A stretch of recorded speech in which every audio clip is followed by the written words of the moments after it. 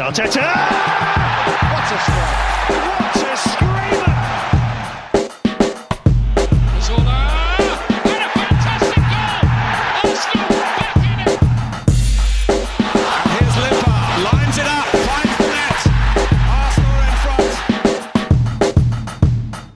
front. Arsenal proved that the old adage is still true. If you score 4 goals at home against the 5th place side from the Ukrainian division, you're going to win the game. This is the Arsenal Vision post-match podcast. My name is Elliot Smith, and you can block me on Twitter, Yankee Gunner. That's right.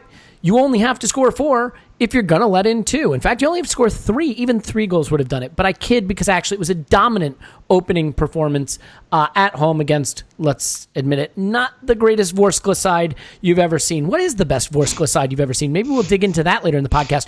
We're going to do a summary, a review of the game. We are going to do a preview of Everton. We are going to have Tim joining down the line, but now we start with Clive. He's on Twitter at ClivePAFC. Hello, Clive.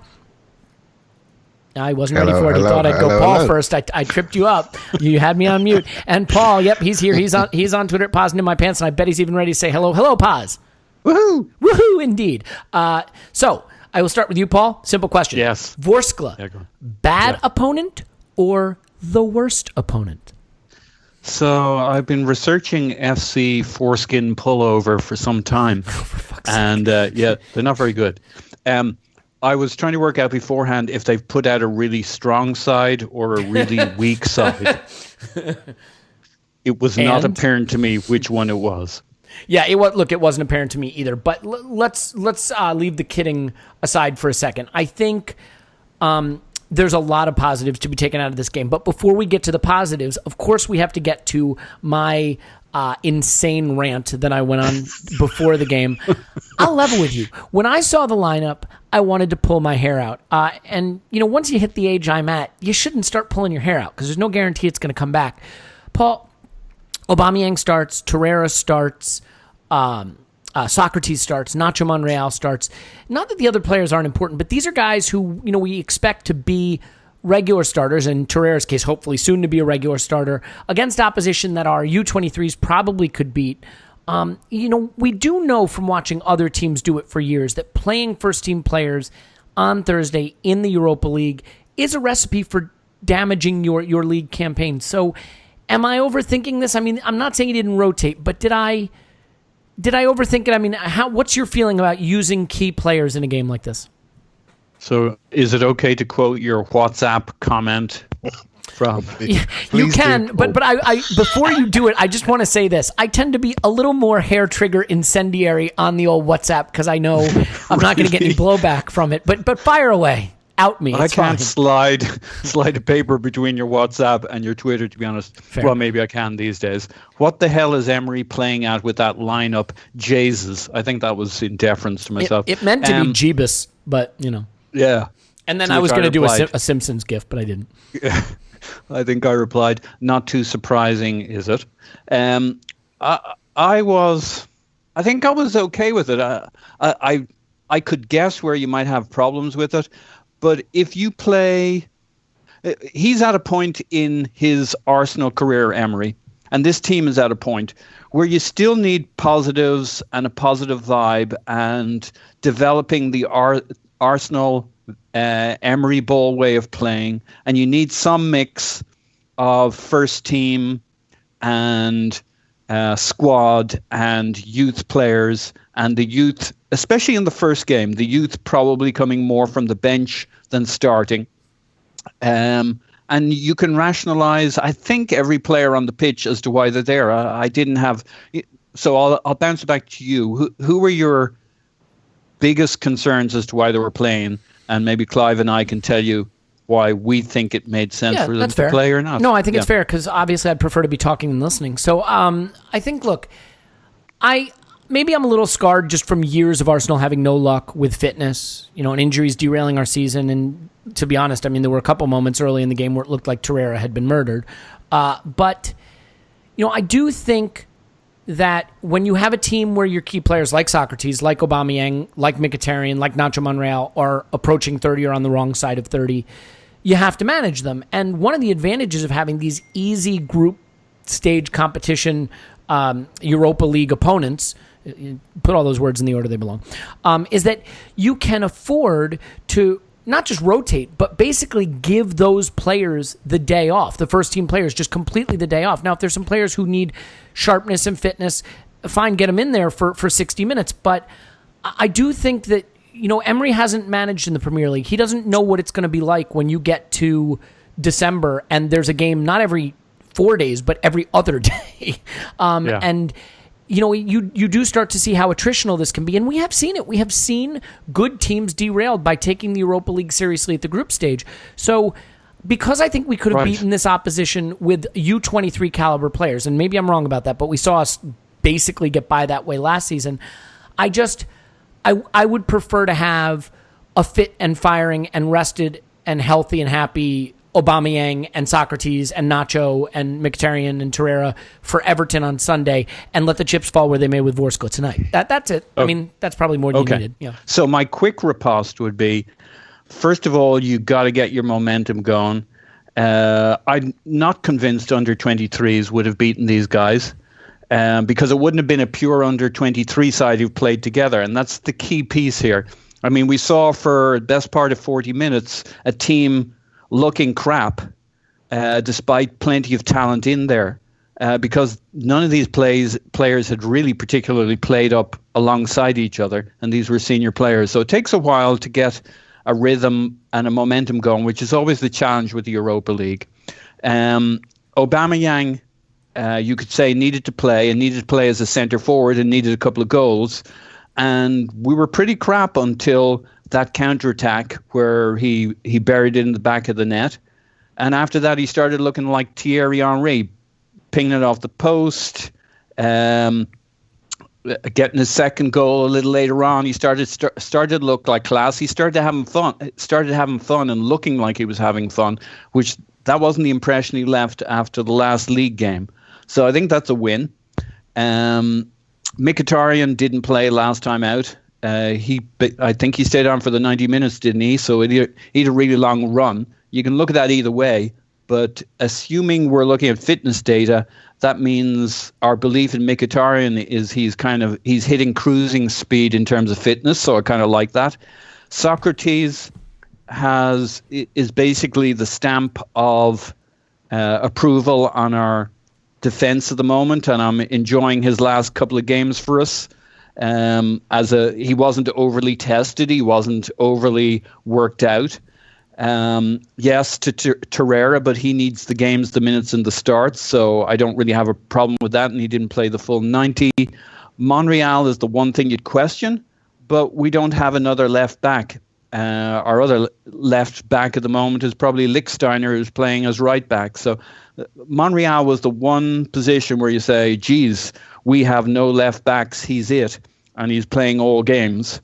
But hopefully, again, he wasn't too tested in this. So I think the thing to do was to get up, get ahead, get a few goals, and then play within ourselves so that nobody got too stressed out. And I think largely that's what we did. The idea was to get ahead. I was a little surprised with the subs. I don't know why it wasn't Eddie and Smith Rowe. What's his face? Smith Rowe, who came on. That was my one surprise. Well, look, we're at the 8-minute mark. I think that's the appropriate time to bring Clive into the podcast. So let's do that now. Hi, Clive. Hello. Stop using that button. Stop using the button. I'll stop using it. All right. So do you even want to weigh in on my inane ramblings about? Yeah. Okay, weigh in on it. It won't take long, right? To do away with me, to dismiss me, hand wave me. He made 8 changes. Right? Simple as that. He made 8 changes from the last game. I wanted him to make 11. Yeah, and he would have probably played Kolasinac if he was fit. He would have probably played Mavropanos if he was fit. He's got a groin injury. That's why Socrates played. And he has to have his insurance policy at centre forward. Right, he has to have the one man. So think about these games in a string of 3. So we've got Everton on Sunday. So Everton on Sunday, we more or less will see Aubameyang and Lacazette start again. And what will happen against Brentford, we'll probably see Lacazette start up front with maybe Eddie playing more minutes, and we'll probably see Mustafi play the centre half rather than Socrates. Do you see what I mean? So Well, we're going to have of to, right? rotation. Because we can't at this stage of the season be playing like Socrates and Aubameyang Thursday, Sunday, Wednesday. At this point, it'd be crazy. Exactly. So Mustafi will take it next week, right? So, I think it's quite clever use of the squad. Right? It's all he can do. If Maitland-Niles would have been there, he might have played left back, but he's not there. And so Monreal's the one risk at the moment, but that team was too good for a young kid to play there, and there was no young kids on the bench from a defensive point of view, only Bellerin. So it shows you where we're weak as a club. We haven't got that, youth defender. And when we're talking under 23s, we're really talking 18-year-olds now. Yeah, that's that's fair under point. 23 football, right? It's not like the 21-year-olds running around. And all that heavyweight squad we got rid of last January. The people that played last year, like, Giroud and Walcott and all those, and Wilshere, all those heavy earners, a lot of them have gone now, right? So I think it made sense. I don't think there's much more you could have done, to be honest. Okay, and the only thing I will say, opposing my original insane view, is that we are still kind of in the lab, right? We're still baking. We're still in the oven. We're still in whatever place where things get made that aren't made yet. And this is a chance for the manager to see a couple combinations he might want to have a look at, continue to drill the players on his new system. I mean, we're almost in a preseason state to some extent because we still have players trying to learn their roles under this coach, and the coach is still trying to learn the players. So if he gets some of that in a game that's fairly low risk and he can make some observations that help him and help the players going forward, then that's certainly valuable. So good enough. Clive, I'll stick with you. I do want to touch on something that has... I think we kind of proposed it earlier in previous pods, and it sort of seems true right now. And I think it is one of the big issues for Emery going forward. I thought both Mkhitaryan and Iwobi looked really good in this game. And by the way, I'm going to put a caveat up that we don't have to use again. So none of us have to say this after this. It's very hard to know how much to take from these kind of games. We understand that. Yeah. This is a very, very poor level of opposition, and it may just be that anything you try would work. So I acknowledge that. But to be honest, I don't think people should even listen to the podcast on these things. I totally agree. You know what you should do? Just subscribe, give a 5-star review, fast forward the podcast to the end so the thing thinks you've listened to the whole thing, and then don't listen. It's totally fine. Yeah. But do go to beer52.com/vision. Anyway, but Mkhitaryan and Iwobi did look good in this game, and I think it is the big issue we're facing right now, that having forwards on the left and right that more naturally want to be in left and right. And I realize Mkhitaryan at sometimes was playing 10 and at sometimes was playing wide right. But to you, how much of this game is sort of further evidence that those positions need to be occupied by players like that as opposed to players like Ozil and Aubameyang? I'm okay with either. You know what? It's very difficult to judge because they were very, they played a back six in a flat line. And so when your eyes went to the screen, you go to the players who are going to provide you hope. And we were passing the ball around, and we had maybe one player in Iwobi that was sort of keen to run at people, and Mkhitaryan was keen to run at people in broken play. And when they put the foot to the ground, they looked quite good, and they looked quite threatening. And what it showed me, really, was that this was the day for that famed winger we all wanted over the summer, because neither of them two are really wingers per se, but it would have been nice to have somebody, a real true dribbler, that's their primary skill set, and that's what the squad lacks. Forget the team of the night. The squad lacks that player. The closest we have really is Reiss Nelson. He's no longer with us until he's gone to a finishing school at Hoffenheim. And so we need that player. I was thinking watching that game, can you imagine if Reiss Nelson was playing? Because what they were doing, they were giving you time to receive it and pick up a head of steam. And so you can actually drive at them. Good players don't give you a chance to turn around and run at them, right? They take space away, they put your arm in your back, and they force you back towards your own goal. So they were poor, and the hope was there. I'm not diminishing the performances. I thought Iwobi did really well. I thought he took a lot of care over his final ball. He put the ball into dangerous areas. He didn't kick any into the crowd like he used to do. And Mkhitaryan's a top player. Right? As simple as that. He's a top player. And for me, he should be in our first 11. So, every minute at the moment, I'm more concerned that he played the whole game because I'd like to see him play on Sunday because I think he's that good. And and he should be on the right-hand side, and Ozil should be in the 10 if you're going to continue his 4-2-3-1. Yeah, I agree. Well, when we get to the Everton preview part of this, we'll also sort of debate what we think the lineup will be based on what happened tonight. So we can save that just for a moment. Pretend you didn't hear the last few seconds of what Clive said. I know I didn't. But Paul,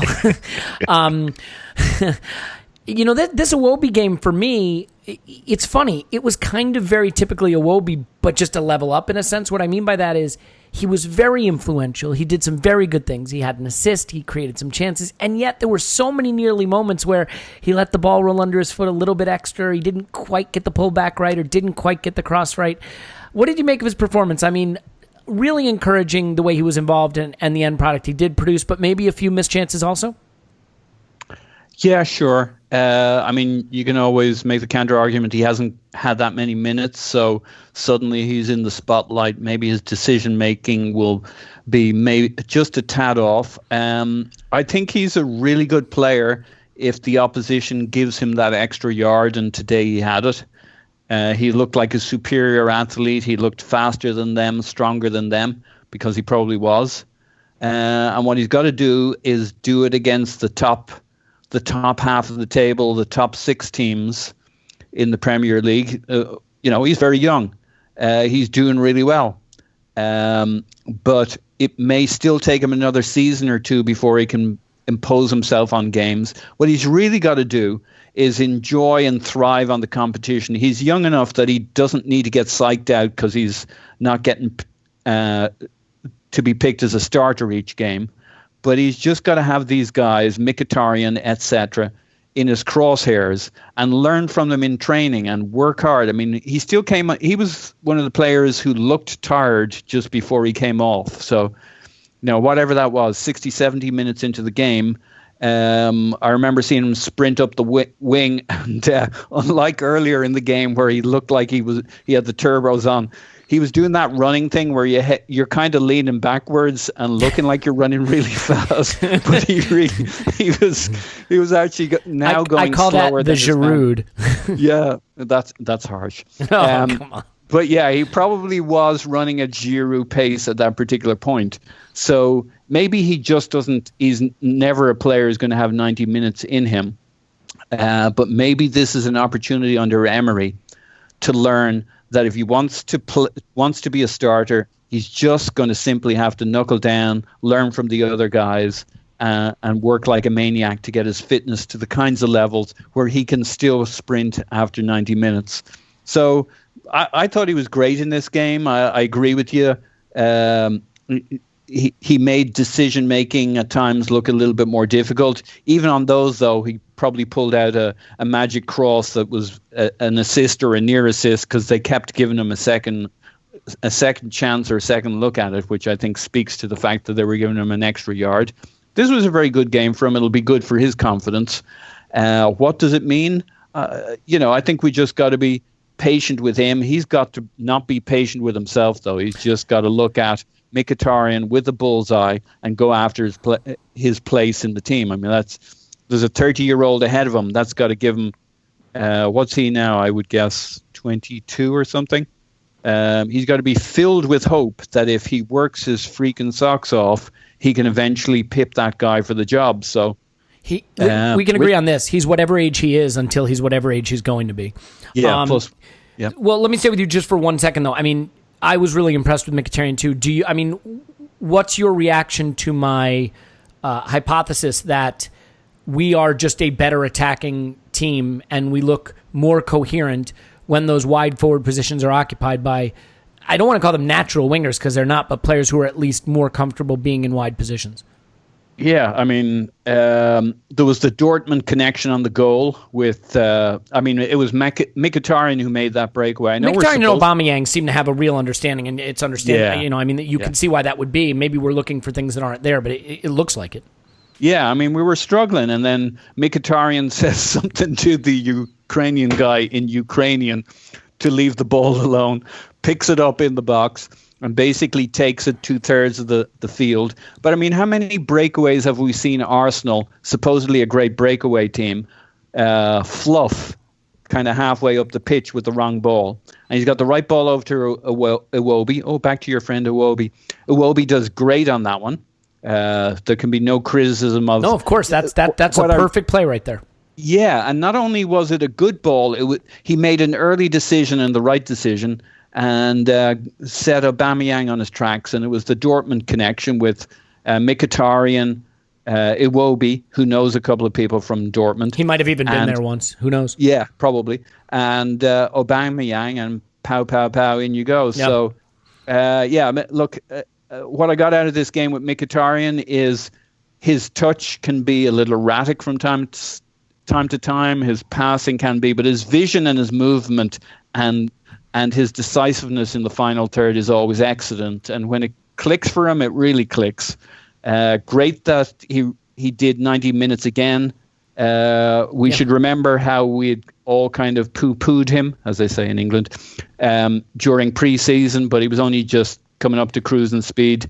And now he looks like the real deal. On the other hand, having played 90 minutes, I'm slightly concerned that maybe the manager doesn't have him as a starter. It's a shame against Everton. I think he makes us tick. I think he gives us something we don't have with these other players. And we're 20 minutes in, so it seems like the right time to bring Clive into the podcast. So, Clive, maybe I'm off base here. He's quite instinctive, Mkhitaryan. Is he a little Rosicky in terms of he has that directness and that drive with the ball that nobody else in our squad really seems to possess?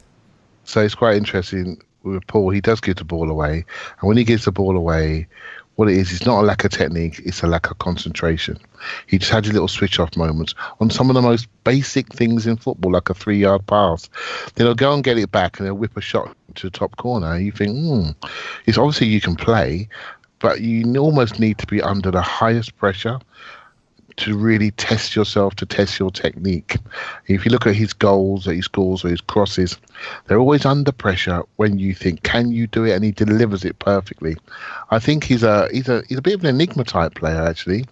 Does the easy stuff he finds difficult, and the hard stuff he finds quite easy, if that makes sense. Same for me. Yeah, I think he's. I like him. I trust him under pressure, and I trust him when the key moments come. And the hardest thing in football is to deliver in the last third. We can all play, we can all train, we can all practice. When it comes to delivering in the last third, that's really difficult, and that's why Mesut Ozil's on $350 a week, because it's the hardest skill in football, right? So I like him a lot. Well, you know what I'll say too about Mkhitaryan is that Chelsea game kind of sums him up in some respects, right? Because he had some of the worst moments early in that game that I could possibly remember, and then created, all of our chances. Scored. Did he score the goal? Or am I thinking City? Which was the game where he scored the goal? From the top of the box. Chelsea. That was Chelsea. Yeah. He missed one, and then the left foot shot, which is really difficult skill, on his wrong foot, on the laces, bang, goal. So that's what I mean by instinctive. Right? I mean, it's tough because I think ultimately this is a player who adds something that I don't think we have, but to bring him into the squad, you have to start dropping someone like Ozil or Ramsey or Lacazette or Aubameyang. And so the question is, do you pick the bigger names and the more talented players, or do you pick the guy that seems to make things tick over? And we can talk about that a little more in the preview section, but it's something that I think is going to be an issue all season long. One player who I thought did well with what he's supposed to do, that's put the ball in the back of the net tonight, is Aubameyang. And Clive, I know you don't like Aubameyang. You prefer Lacazette, and you think Aubameyang's kind of a fraud. Don't do that again. I see. What do you think? What do you think of them? I see them as equally important. Fair enough. And what I'd like is to see them play up front together. Yes, please. Let's just see it. Right? I thought Aubameyang was. It's quite interesting watching the first part of that game. Gosh, we never looked like scoring. Broken field play, Dortmund style goal, and then the game opens up slightly, and he looks a completely different player. At sort of 0-0, I'm looking at it going, okay, this is interesting. Where's this goal coming from? I'm looking at the bench, I'm looking around, and then suddenly they overcommit, and we go in and we execute. And once we score, then he looks really dangerous. He is a very good footballer. I was quite impressed with him tonight, actually, because I know the opposition wasn't great, but sometimes when the opposition is not great, you can see someone's skill set and what they're really good at. And he's got some techniques and different style of finishes, and he could have had 3 or 4. And I think it's going to be. We have to find a way to get him closer to the box, Elliot. I know you want that too. It shouldn't be an either or. We just got to get 2 of them there. Look, the system's got to change. The one where he hits formation to get the 2 of them up there. It's 4 diamond 2, but I mean, we're not going to play that way. I think we have to put aside this notion that we're going to play 2 up front, at least with any regularity, because there's been no indication of it whatsoever. I will tell you that while the one where he hits the post and his second goal are 2 of the smoothest, sexiest moves in the game, the goal he scores on the counter is what he can do. And those high XG in the box finishes, I really do think if he finishes one or even both of those chances he gets against Chelsea, which are chances he routinely does finish, the narrative around him this season is totally different. But we'll leave that to one side. Paul, we have to give Socrates some credit. This is a player that I'll admit I was worried about when we signed him, getting up there, coming off a terrible season. He's quicker than I thought. He's front-footed, but he seems to read the game really well. Another impressive night, snuffing out what little danger Vorskla created. How impressed were you with him in this game, and how does that build on what you felt about him so far? I think more than impressed, the word I pick is heartened.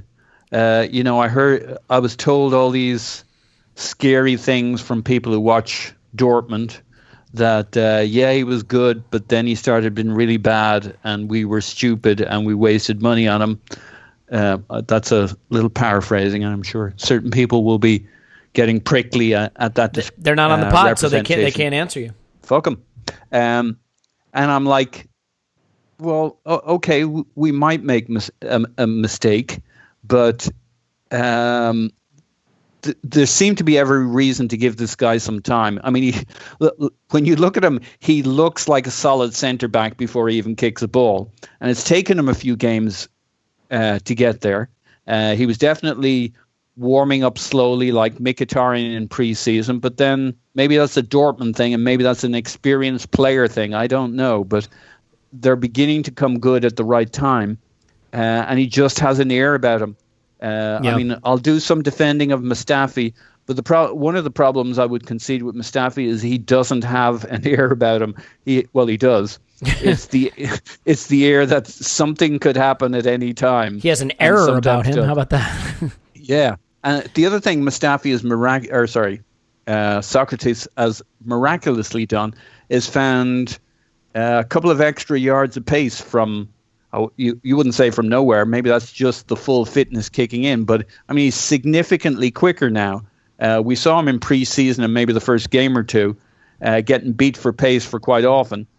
And now he's the guy. He's the cleaner upper, running behind other defenders, pegging centre backs back, and he's a big lad, so he kind of has that advantage that somebody like a Van Dijk has, where they have speed, but they also have the strength, the arm across the body. Company's another one in his prime and on a good day these days, who has speed and upper body strength and the arm across the body, and that's invaluable. And it's one of the things Mustafi doesn't have. He has the arm coming back across his body. He's the guy who may end up on the ground. And I'm not going to beat up on Mustafi because I still think it's early days and we need to see him within the system. Leave that to me. When he develops his confidence in his partnerships, he would. I don't think he'll ever be my first choice centre back for an established team, but maybe he can still be a very useful pairing. And right now he's all we got till Koscielny comes back. So I don't want to beat up on him too hard, but I mean, Socrates, if he can extrapolate these 2 games into a season, I think we're in very, very good shape.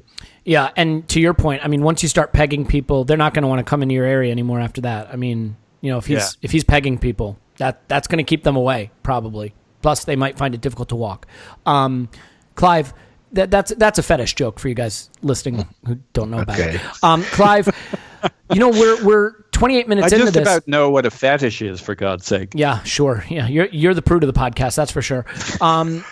We're 28 minutes in, and apart from some great contributions from Paul, we haven't really touched on Torreira that much, despite the fact this is his first start for the club. So I think it says a lot about the opposition that his involvement probably wasn't decisive, but I'm curious to see if there are any little insights that you gleaned that maybe the rest of us lay people missed. Oh, wow. So, it's quite interesting to commentary. We have a guy over here called Robbie Savage that commentates, and he's a real bright guy from what I understand. Yeah, and he was criticizing him. He was criticizing him for receiving the ball off the back two, and for coming too deep. He seemed to think he was a number 10, didn't he? Yeah, I don't know. I listen to his stuff and I just do. It does, you know what? He was wearing number 11. Maybe he thought that was still Mesut Ozil. It does my head in, and it's maybe something we just have to calm down on in general.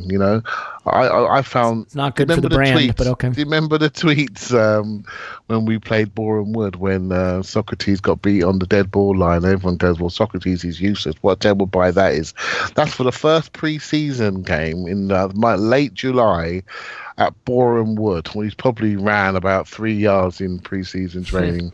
We just got to relax a bit. We got to relax a bit and just let this ferment a little bit longer. Torreira's going to be a top player for us in that position in front of the back four, and he knows exactly what he's doing. And I'm just watching his range of skills, and when you see this opposition, he gets a chance to swing the ball out over distances. He can still go into his tackles, but he was a little bit... He got a couple of kicks early, so he wasn't really having to fire in because they weren't good enough to test him. But he's showing you his heart, isn't he? He's showing you his personality, regardless of his execution. He tried to get a ball off a defender from the ground by heading it off their foot. I mean, he did that in the World. He did that in the World Cup. I remember. And then you think to yourself, you know what? That injury, it didn't look great, but there was no way he was coming off. And Uruguayans have this special mentality, and we've got one at our club, and I think it's going to be great to watch him throw himself the next 2 or 3 years. I guarantee you that kid in 2-3 years' time will have the pick of the clubs in the world where he wants to go. That's the idea. Those players like that they don't come along every minute. They really don't. And he's going to be a leader of our team in the middle of the pitch, and it's the sort of player you build a team around, because his skill sets are so obvious that they demand that you put some people around him that do the things that he can't do, because he's going to run your team for you. And so I look forward to watching him grow over the next, not what I like? Physically grow, but grow over the next couple of years. No, he's not going to physically grow. He should have done that earlier in his life. But listen, we have so many Goldilocks players in our team. You know what I mean? Like, well, Aubameyang really only likes to play number 9. Nozo only really likes to play number 10. And Ramsey really has to be a box-to-box 8. And none of them really play wide. All these players that we're always, Shaq is good if you can just put this kind of guy next to him or that kind of... Torreira seems like the kind of central midfielder that anyone you put next to him is going to be fine. That he can clean up defensively if it's a more progressive midfielder. That he can play the wall pass. That he can be more progressive. He can carry the ball through midfield. That he's a little bit press resistant. Like, he's got just enough range of qualities to play with anyone. That's why I think you could put Ramsey next to him. You could put Xhaka next to him. You could put Guendouzi next to him, and I think it would work. Mkhitaryan next to him. And therein lies the definition of a good player. Yeah. Doesn't kind of like a mini James Milner, isn't he? Very mini. Yeah, very mini. But by the way, let me just stop you. The reason Paul brings that up is over on the Twitter side of things, I have basically been hand-waving James Milner as a waste of space, which I have been told is a terrible opinion. But you know what? Won't be my last. Let's move on. I don't want to get bogged down because this is just Vorskla we're analyzing here. Let's talk substitutes a little bit that made a difference. And by the way, quick mention for Danny Welbeck. Did fine, scored a goal. Good for him. Let's talk Guendouzi. I thought this was a different Guendouzi when he came on in this game, and it's the Guendouzi that excited us in preseason. He was very progressive. He was driving forward. He was making incisive passes. The pass he makes to Ozil in the left half space at the top of the box was really sensational, and Ozil just gets a little too deep with it and isn't able to turn that into a goal. But Paul, I mean, did you see a little bit of a different Guendouzi when he came in this game? To me, it looked more, a little less fearful, a little less conservative. It did, but I think it's a bit of the Iwobi effect in that this was a game he had more space. I mean, he's been pinned back with Xhaka trying to get the ball out of our deep midfield against Premier League teams for the last couple of games. And, I guess in some ways he's just a more conservative player because that's the nature of the beast. We saw Xhaka suddenly freed up when Torreira was on. and we probably need Torreira plus Guendouzi to see the Guendouzi we saw tonight against somebody like a Newcastle, because a Newcastle is going to sit back and keep it pretty tight and make you work for it. Have two forwards back screening in front of Xhaka and Guendouzi. And it wasn't until we brought Torreira on that we saw Xhaka freed up to suddenly start pumping the passes around the place. I think Guendouzi, the next time we see Guendouzi, we'll probably see the Guendouzi we saw against Newcastle, where, it's narrow gains, narrow opportunities a couple of times in the game to do something. And if you make the right decision, okay, you look like a star. But 95% of what you're doing is just kind of graft and moving it forward. It'll be interesting the day we see Torreira and Guendouzi, if that frees them up a little bit to do something. Yeah, I wonder if Guendouzi is instructed when he's playing with Xhaka that you're kind of you're the safe option and Xhaka's the progressive option. I don't know if that's a real strategy or if I've just invented it, but there's definitely a desire for him to drift a little wider, to play to the center backs a little more in these Premier League games that we've seen. And tonight, bringing the ball up the pitch, always looking to beat a man if he was under pressure, play the forward pass, be progressive. And that's the stuff where I think he can be really special. We don't need that sort of El Neni-esque figure on the pitch, and we can come to him in a bit. And having no DM means there's kind of splitting that DMing between him and Xhaka, and we know Xhaka's vulnerable. I just think it pegs Guendouzi back. But. Stop pegging people, please. This is trying to be a PG or maybe PG-13 podcast.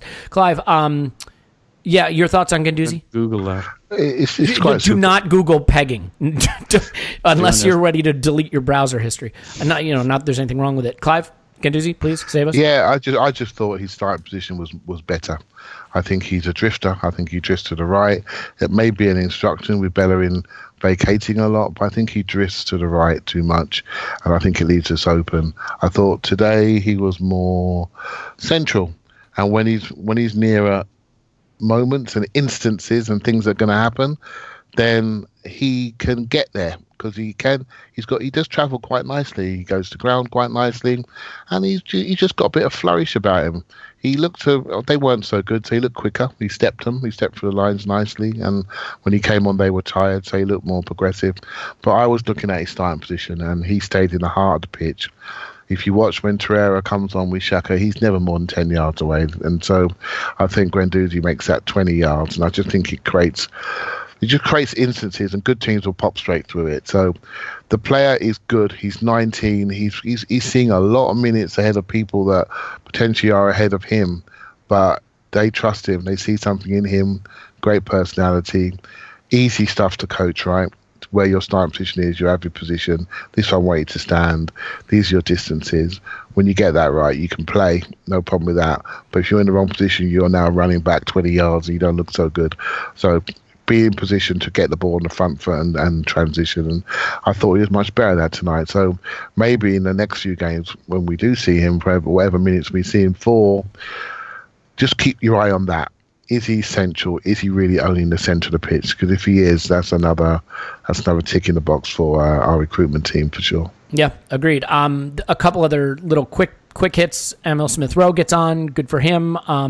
Maybe could have gotten a goal. I don't think he put a foot wrong. I don't think he did, an unbelievable amount in the game, but certainly a nice little cameo for him and good for his development to continue. His close control's really impressive. Yeah, I agree with that. I think Clive's point is a good one that we'll probably see in Nketiah against Brentford on Wednesday. So they each get a shot in one of these games. It'd be nice to see them get a shot in both of these games, but so be it. Lichtsteiner obviously started tonight. I thought he was fine, not great, fine, certainly, but then he has the error that leads to their first goal, although a little harshly punished by a center back from that position. And then there's the goal at the death. So let's touch on those for a minute, Paul. I mean, does it take any gloss off this for you, the fact we conceded 2, and do you want to apportion blame for either of them? It does take some gloss off it. It was a shame. You're cruising at 4-0. You're feeling good. There's the positive vibe. And then you remind yourself that basically anybody can score against you at the moment. And we got to fix that. I mean, this is at the Emirates. Needs to become, perhaps a fortress is a strong word, but certainly something that was built with something stronger than IKEA furniture. And Well, the first goal is sort of a fluky one in the sense that Lichtsteiner just kind of loses it under his feet, and then it's slammed into the corner by a center back. The second one is a little bit shameful because we just weren't professional. We thought the ref was going to blow up. The game's over. We'd gotten sloppy, yeah.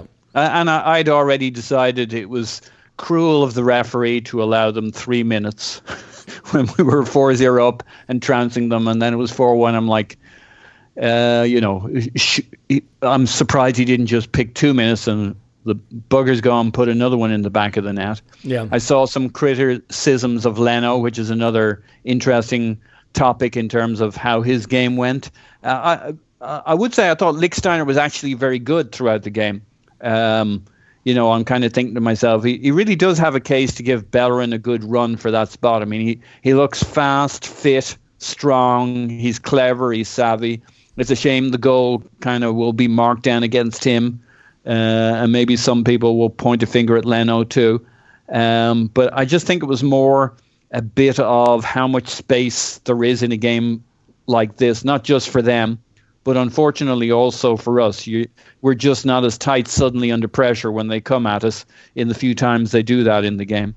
So, it's on Lichtsteiner, but it's also just a little bit on us kind of beginning to wind down, I felt. Which is a shame. I agree. It doesn't take too much gloss off it for me, but it's an annoyance. Clive, did you see anything from Leno that gave you any kind of indication of how we should feel about him? I mean, this is not a game for evaluating a goalkeeper, and he concedes 2, but the first one is unsavable. The second one, the angles I saw made it look like it went right down the center. I have been reliably informed it's in the corner. I can't say. He couldn't save it. He couldn't save either of them, mate. He couldn't. And obviously, we were all looking at his kicking initially, weren't we? So, the first time he gets the ball, he looks comfortable. And if you notice, when he punches it out to the fullback, he then runs after it to get into a position to get it back again. And that's what makes the player feel comfortable, because they're preparing themselves for the pass they know that's coming.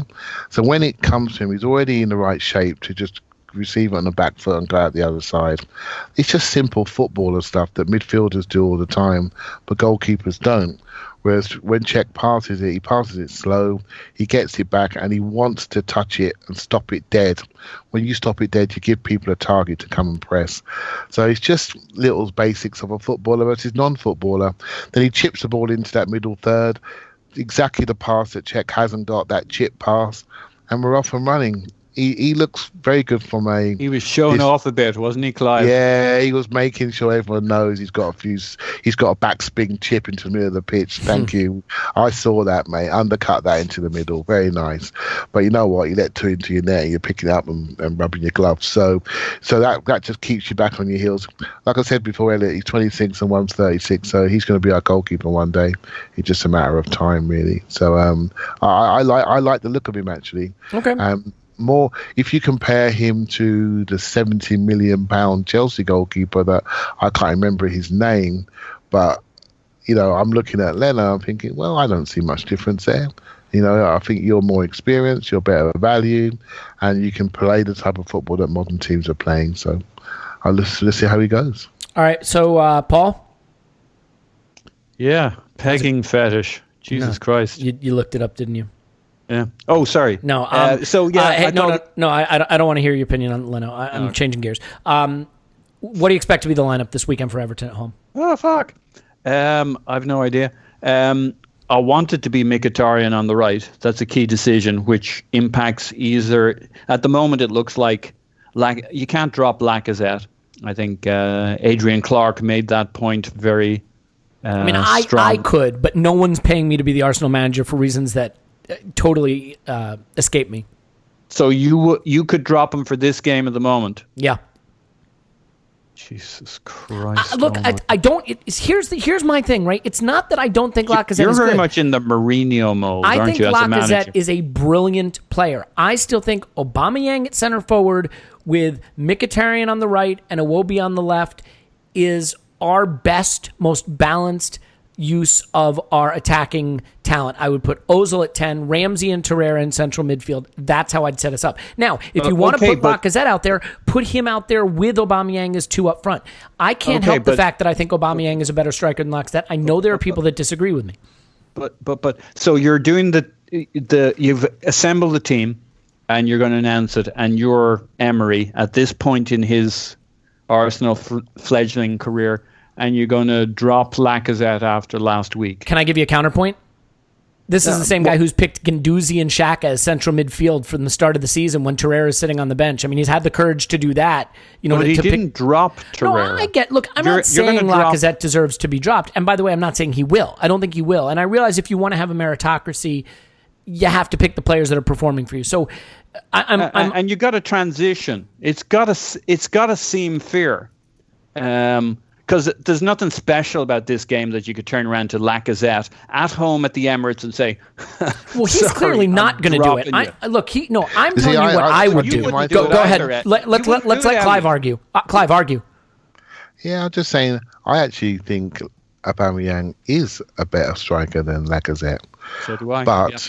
But for the team, what this team needs right now, it needs a player like Lacazette to get them going. Right, so as they're finding their shape, pattern, and distances, and everything else about this team is all about learning new partnerships and different ways of playing. This team needs Lacazette. It needs it, right? And then it needs the both of them, but it needs Lacazette right now. And maybe in time, when we have different players in the wide areas where that build-up and devastation can be shared, then I think we can decide if it's going to be one man, who's going to be. But then you know what? I'd drop Aubameyang then. I know it. Look, if he's going to play Aubameyang wide left, I'd rather he go. Why would you do that? Why would you do because that? I don't think Aubameyang has been very effective coming from that wide forward position. I know he scored the 1 goal against Cardiff. It was from the top of the box. It's a volley. Other than that, his XG has been much, much lower than you expect. He hasn't been getting chances, taking shots. That doesn't matter. Sometimes you have to think about. Take your head away from statistics and say to yourself, okay, I'm the opposition manager. What do I want Arsenal to do? Or what don't I want them to do? I want them to play a guy on the left wing who's not suited out there, who leaves them defensively vulnerable, but also is a 6 out of 10 attacking from that position. So, and you know, because I know you know your numbers, you know that his numbers are down. But from a team perspective, we're scoring 2s and 3s every single game. So it's working. It's not working maybe to the percentile you want to see. Do you think our attacking performances have been good? Just off, I mean, like the first half this past weekend, for example. I mean, that's about as incoherent as it gets. You were on the halftime show. I remember doing it with you. and yeah, I think we've looked good in patches, right? And that's it. We've looked good in patches throughout the whole season. I'll say something on the back channel today, or maybe on Twitter. It's quite hard to judge us at the moment because we're playing either teams who are very bad or teams who are very good. And it's another example of a very bad team that we managed to put away. It's a good point. We're not playing like Watford or someone that's competent but not great. We played some terrible teams and we played a couple of really good ones and nothing in the middle. By the way, I just want to say I'm not trying to be argumentative. By the way, I totally see the argument for starting Lacazette and keeping Aubameyang wide left. It's not, for me. It doesn't look like that's really been cohesive, and I'm not sure it works. But I totally understand the reason for doing it. So I don't want it to sound like I'm being argumentative. And I would say, go ahead, Paul, until we see Torreira in midfield, maybe it won't change anything. Maybe it won't move the needle. But until we see that with the various lineups, because our midfield doesn't quite make sense at the moment. And if your midfield doesn't, you're not feeding the attacking line.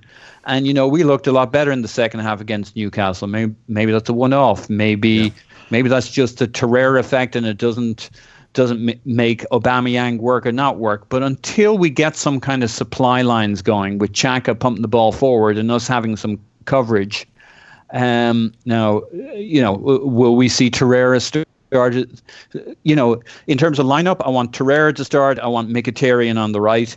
And I'm back to trial and error on the other guys, but those seem to be two key pieces for me. The fact that Ramsey was rested altogether tonight, I mean, we certainly would suspect he's playing on Sunday unless he's injured. Clive, come back.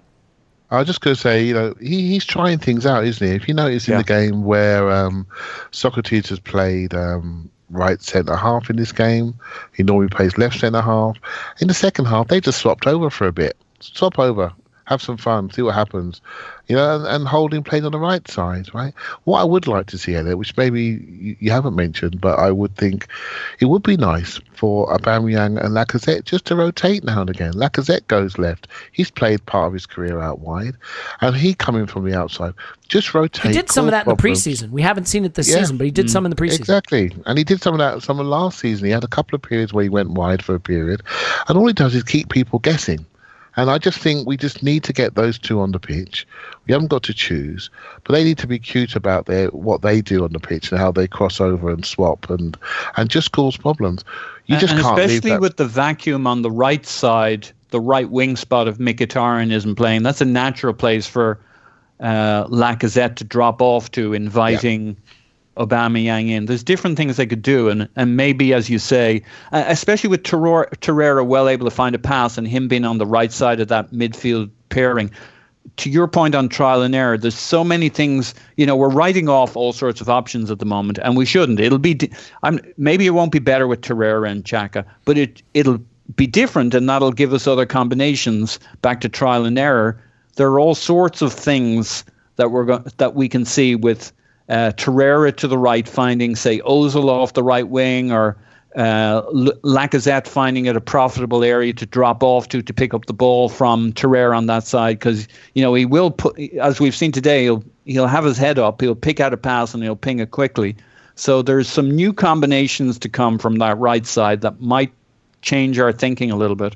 Yeah, I think we know based on what happened tonight, or we can infer that Torreira will not start again, that it will be Xhaka and Guendouzi, that Ramsey will start, that Ozil will start, that Mkhitaryan will be back to the bench, that it will be back to the bench.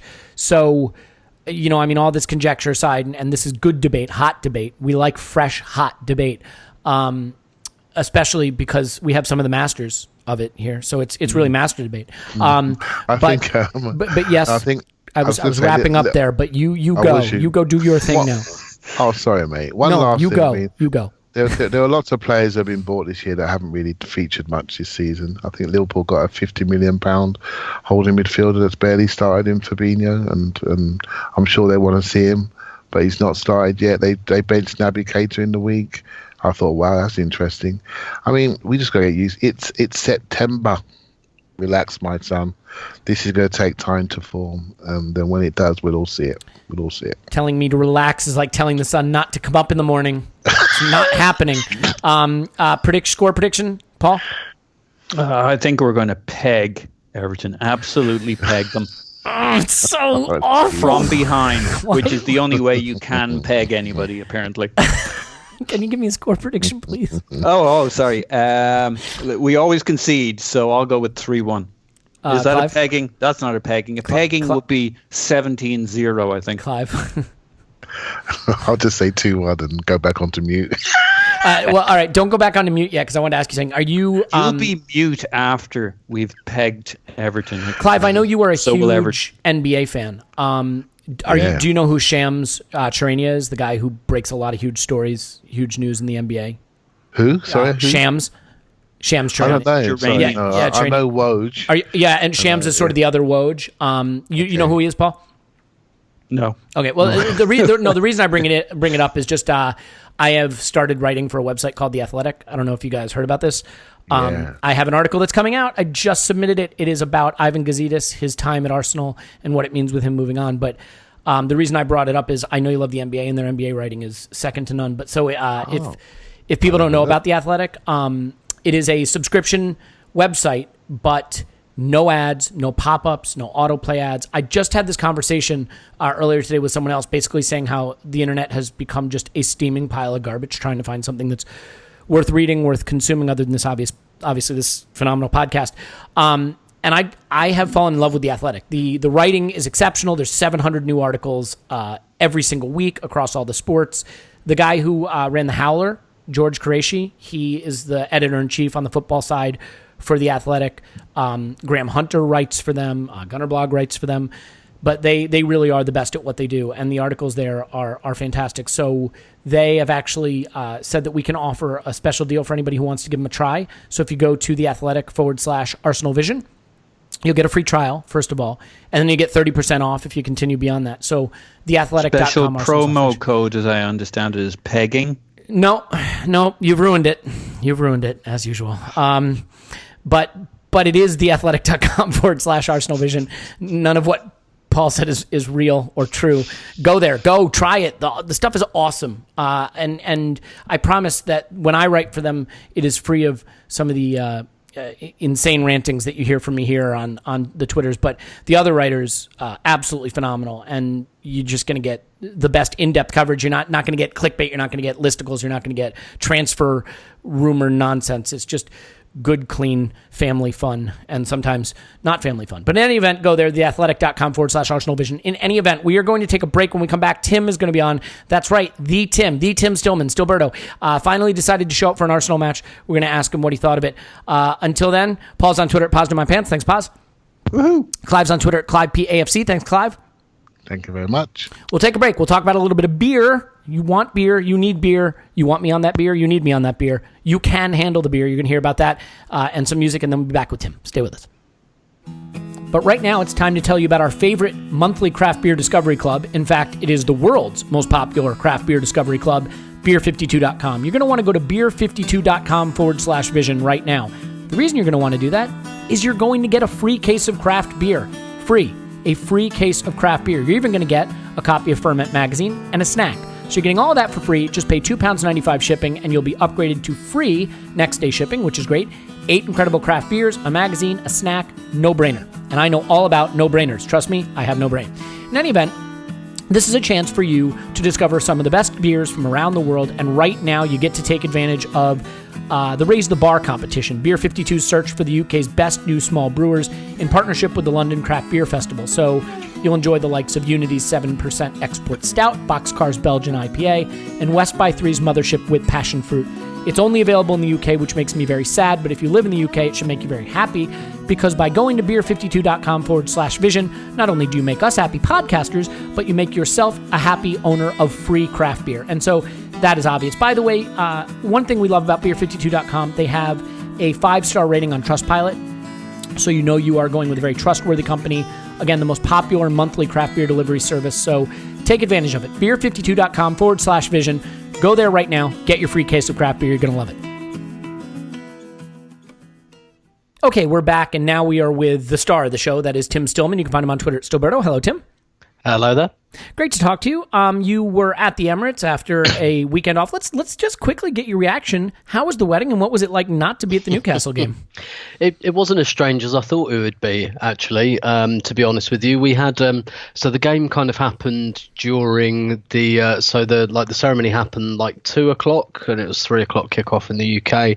So around about the time the game started was the fizz and nibbles bit, you know, the champagne and the nibbles and all of that. So like it was quite nice. So there was enough going on, but I could check the score whenever I wanted. So yeah, it was actually it was easier than I thought it would be, actually. I'm going to let you know that in the earlier segment of the podcast there was quite a lot of discussion of pegging, and since that's where my mind was, I thought you said fizz and nipples, and I was just worried where this podcast is headed, but thankfully that was not the case. Hopefully you're not going to make a habit of it, though. You were there tonight, and yeah. I think it's fair to say it was a sparsely attended Europa League tie. So I just want to get your sense. I mean, how big a deal is it for the club generally and for the direction we want to go that the attendances are as poor as they are? I mean, what was the atmosphere like, and what is it like to be at a half-empty Emirates Stadium for a game like this? Yeah, I mean, there was no atmosphere, really. And, you know, quite understandably, for quite obvious reasons, there wasn't much of an away following. Although what was there was noisy for what it was, and quite excitable, but not usually on European nights, even if the Emirates is a bit, you know, in a bit of a lull, you have some fairly lively away fans, but, you know, for games like this, there isn't a big travelling contingent. So, yeah, the atmosphere was like the stadium, sparse. let's face it, it's a secondary competition that not that many people are interested in. And let's face it, even in the Champions League, group stage football is the worst football out there. It's especially when there's no suspense, when you know you're going through. I mean, in the Champions League, you can make an argument that there was a chance we might not get out of the group, although we were spoiled by doing it every year for 20-some years. Yeah. But in this case, there's no worry of that. But then even in the Champions League, I can only think of probably from about, 2004, 2005 onwards, I can think of 2 times where the group stage was remotely exciting. And there was the year we got Dortmund, Napoli and Marseille. So we were in the kind of group of death. So you thought, oh, okay, it's not a given that we're going to go through here. And then, of course, 2 years later, we made the group exciting. We had the great escape. Yeah, exactly, by losing the first 2 games and then having that brilliant Bayern game at the Emirates. That Bayern game at the Emirates is one of the few times I can remember any group stage goal where, a goal celebration was a proper kind of air puncher. Yeah. It's, group stages, they're universally rubbish, even in the Champions League, because the games, they lack consequence. And without, I think for me, if you take away jeopardy, consequence, tension, all of those things, then football is just, it's just a series of friendlies. And but then again, I kind of tend to think that's where football's going anyway. But you still have compelling podcasts. Let's be careful where we're going with this. And just out of curiosity, just really, really quickly, I mean, had this been a Wednesday night game against Vorskla in the group stage of the Champions League, do you think it would have been any better attended? How much of this is Europa League, and how much of it is just the opposition and the nature of the group stage? It's probably the opposition and the nature of the group stage. Yeah. Fair enough. So one of the things we were talking about earlier, and I think it is a discussion that could potentially become one of the themes of the season, is how we get the most out of the wide forward positions. I thought Mkhitaryan and Iwobi were very influential tonight. We already did the caveat, Tim, earlier in the podcast that, it's terrible opposition and maybe you can't learn anything from playing this kind of opposition, but we're going to draw conclusions anyway, because what else are we going to do? You can learn stuff from playing these games. Yeah. So, I mean, given that we've acknowledged the caveats, I mean, it does appear that we are a more coherent attacking force when those wide forward positions are taken up by players that look at least marginally comfortable occupying those spaces in Mkhitaryan and Iwobi. How much are you leaning towards the idea that using Aubameyang and Ozil in those positions, although they may be the superior players on talent, is not the superior tactic for us in terms of building an attack? Yeah. I listen. I've said since June, a big player is going to have to sit down at some point, and probably permanently. I happen to think that I really take your point on the last podcast that Lacazette is probably the one who's performing because he's the only one playing in the position he wants to play in. Yeah, makes sense.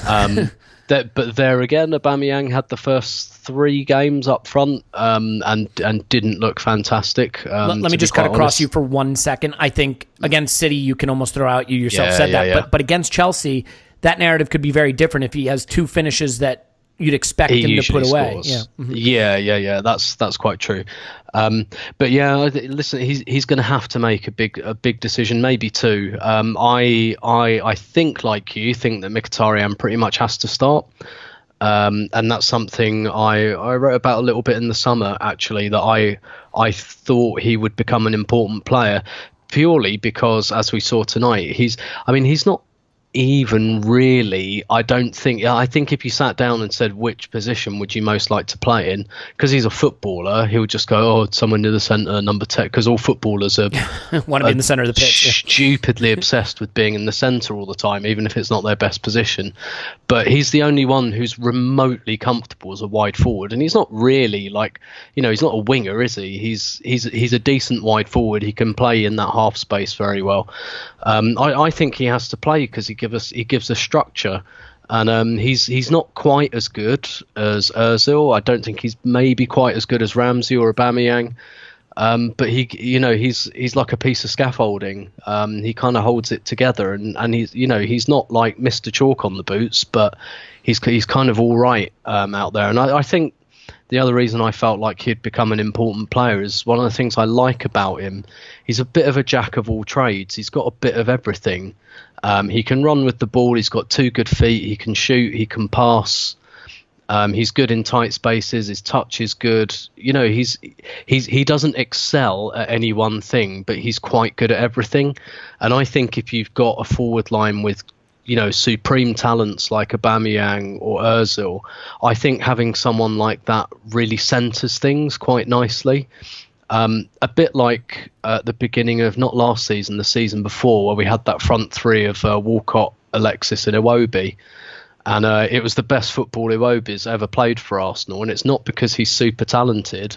It's just he gave a little bit of structure and centred Walcott and Alexis a little bit. He gave a little bit of something that they don't, a little bit of structure. Yeah, complementary players. It just makes sense, exactly, right? Exactly. And I think that's kind of what you saw tonight, really. And even a bit again, this is where the opposition caveat comes in. But even Aubameyang, particularly in the first half, not many touches, but he looked a little bit more comfortable with two guys whose primary job was to try and feed him at every opportunity. And you could see Iwobi was looking for him all the time. In particular, him and Mkhitaryan already have a really good relationship.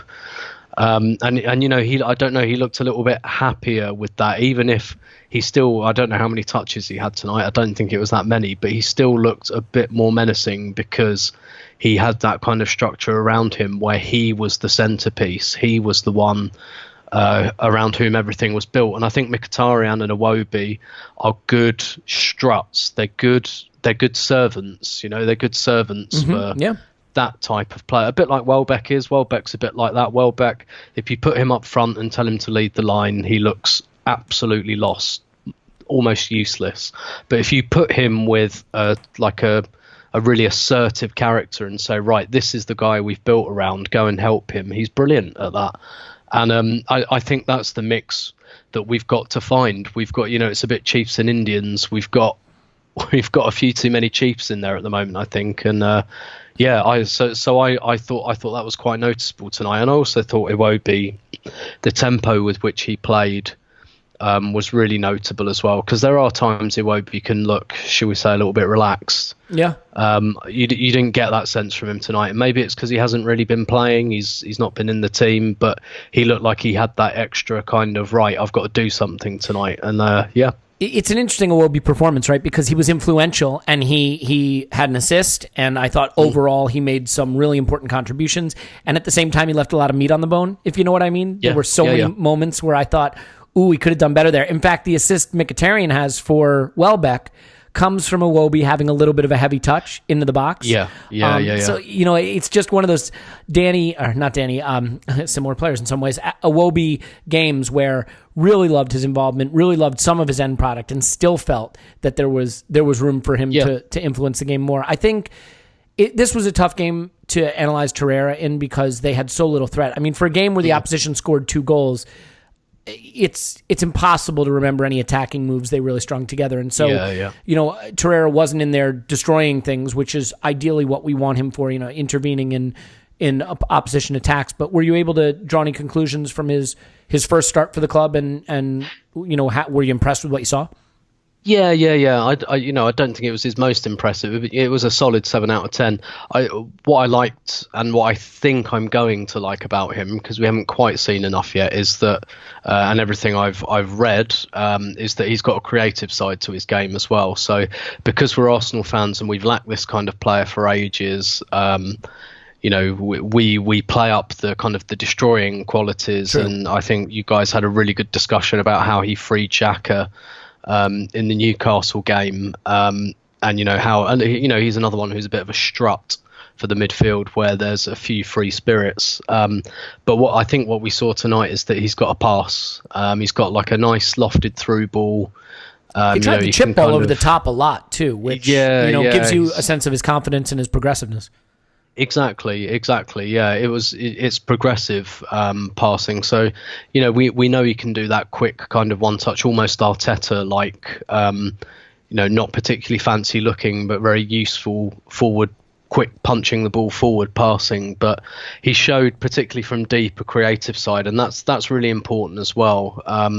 For the same reason it's important when Xhaka does it, because he's going to be one of the few Arsenal players that gets a bit of time and space in that kind of area of the pitch, and if he can listen, I'm not saying he should be doing it 4 or 5 times a game. Those are really eye of the needle passes that are incredibly difficult to get right. But if he can do that once in a while to open up a defence, then all the better. Yeah, and I think he's a player who can be paired with a variety of different kinds of players. And we've spoken so often about how certain players only work in some positions with the right partners. It's nice to have a guy that looks versatile in terms of who he could work with and what he can contribute in the middle of the park. We already covered Socrates and talked about the impressiveness of his performance. I think he's sort of inspired people with more confidence than maybe they had starting the season. Do you feel the same about his recent performances and in particular the one tonight? Yeah, I liked him from the start, actually. I think maybe it was after the West Ham podcast. I said he kind of reminded me a bit of Kolo Touré. I still get the feeling that maybe he's not, the general, in defence, that he's not like the guy that organises and leads. No problem. We've got Mustafi for that. Yeah, exactly. And so I think, I think him next to like peak Mertesacker or peak Koscielny, although I'm not particularly sure Koscielny's an organizer, but Socrates next to like Mertesacker 6 years ago would have been really quite interesting. I just really like him because I think he's a defender that seems to really like defending. He seems to like really get a kick out of a tackle, a block, winning an aerial ball. He's quite pumped. He's absolutely furious when the referee balls him up for free kicks, and I feel like Arsenal have had quite a lot of like quite nice defenders over the years. Even Koscielny to a degree is quite nice. You couldn't see him like headbutting someone in a dark alley, put it that way. Whereas Socrates is a guy I wouldn't cross. And but I think he uses that aggression really well. He doesn't just go around kicking people or like thumping his chest. It's like a really nice. He's aggressive for the ball. He's hungry for the ball, and I really like that. He kind of looks at the moment like those times when Mustafi does those sliding tackles, but he gets it right. Yeah, yeah, I think I've seen that once or twice. Yeah. It kind of look, and you think, oh, okay, that's good. Yeah, but in the back of your mind with Mustafi, it's like, yeah, I know you're going to do that like another 50 times and really not get it right. Whereas with Socrates, I think his judgment looks fairly good. So yeah, he really looks to be growing into this team, and I think we need a leader at the back because Nacho is, as Arsene said, a quiet leader. Bellerin's not there yet. Mustafi's not a leader. And so, Socrates, it really looks to me like it's going to be up to him to kind of take on that role. I'm not sure how comfortable he is with it, but he's probably the best place to do it. Yeah, well, needs must. So man up. Yeah, exactly. Koscielny's ahead of schedule in terms of his fitness, which is shocking. I mean, I have to admit, I thought that could be a career ender. So maybe Koscielny will be back sooner rather than later, which would be helpful. Speaking of people being healthy and fit and avoiding injury, were you surprised that he risked players like Aubameyang, Nacho, Socrates? Socrates is too old to be risked at this point. Some of those guys, maybe even Torreira, for a game like this. I mean, we saw Arsene really rotate. I mean, hardly ever use any player that could be even considered a first teamer in the group stage last season, and it was still enough to get by. What's your reaction to the way he lined up? I wasn't surprised. So Monreal, I absolutely thought would play because we don't really have any choice. I thought Socrates would play alongside Holding. I did think I thought he was going to, because I think Mavropanos is injured at the moment, so he wasn't available. So he was going to play one of the senior centre halves. I thought it'd be Socrates just because he's slightly better and than Mustafi, and he still needs to grow into this team a little bit. I wasn't that surprised actually, because Emery did say a couple of days ago, my idea is not to change 11 players. So I felt that there would be a couple of players. I was certain Torreira would start. I'm not saying I definitely thought Aubameyang was going to start, but I thought one of Ramsey or Ozil or Aubameyang or someone like that would be in the team. Or Lacazette or someone. I didn't feel like he was going to take all of the big players out. I did think he'd keep one or two in. I just didn't know which ones they'd be. So I'm not the back four was exactly as I expected, goalkeeper exactly as I expected, the midfield too. It was just that front four. Like I thought, definitely Iwobi, definitely Welbeck, definitely Mkhitaryan, and then after that, I thought maybe one of Özil, Aubameyang or Lacazette would play. I was a little more shocked, as you might have seen from my back channel reaction. I guess I said earlier, the way we suffered with injuries under Arsene Wenger and fitness concerns, I still have, I guess, a little bit of PTSD over that, and maybe I'm overly cautious. I guess the problem is now, though, as we look ahead to the weekend, it points to us just going back to what maybe hasn't looked like it's worked. I mean, Guendouzi and Xhaka in midfield, Ozil right, Ramsey 10, Aubameyang left, and Lacazette up front. Based on the substitution patterns tonight in the lineup, I mean, do you see it going back to that, and how do you feel about it? Yeah, quite possibly I do. So the fact that he took Torreira off early gives me, because I thought Torreira will start tonight, but he won't start against Everton. The fact that he took him off early tonight gives me a little bit of pause for thought on that. The fact that he was there a worry of a knock early, though, an injury, or no? I could be wrong about that. I don't, not that I saw. Okay. And the fact that he took Aubameyang off definitely says to me that he's going to play on Sunday. The fact that he didn't even put Lacazette on, yeah, that says to me that Ramsey wasn't in the squad. So I think we can take it from that all of those players are going to play. And yeah, I don't really know how I feel about it, because I think you're right. It hasn't really been working. But I think what Emery is trying to do is he's trying to delay making a big decision on a big player, because he doesn't really know what he wants his team to be yet, and he doesn't want to isolate or alienate anyone until he's absolutely sure that that's the person he doesn't want. He's already had a bit of a run-in with Ozil. He's already, he spoke about Ramsey, didn't he, in the opening weeks of the season, said I think he needs to concentrate less on his contract. So there's these frictions there, and I think he understands well, I think, that one of those guys is probably going to have to go. And let's face it, it's probably going to be Ramsey because his contract's up anyway. Yeah. But I think he's delaying until he has an idea of what he's got and what he wants.